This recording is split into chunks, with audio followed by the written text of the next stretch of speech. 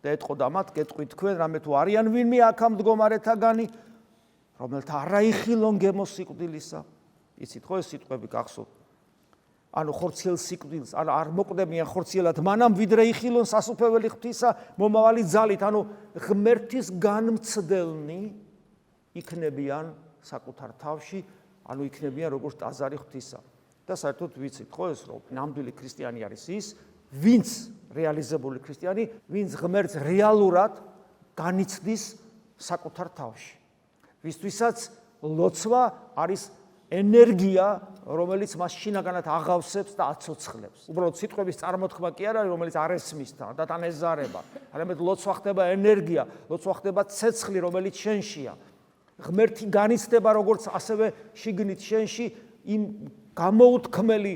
გამოუთქმელი რაღაც შეგრძნებებით, რომელსაც ვერც კი გამოთქვავ. ის სიტყვებაც არის, სიხარულიც არის, იმედიც არის, სიმშვიდეს არის, ბედნიერებაც არის, სიმამაცეც არის, სიკვდილის არარსებობაც არის, ცეცხლოვანებაც არის, ყველაფერია, როცა ღმერთი შენში. და ადამიანი სანამ გარდაიცვლება, ასეთი ხდება. ანუ ის ფაქტიურად აღარ მოკვდება, აღარასოდეს ის გარდაიცვლება სიკვდილისაგან სიცოცხლეში. ესეთი ადამიანი დაუმარცხებელია ბოროტისგან.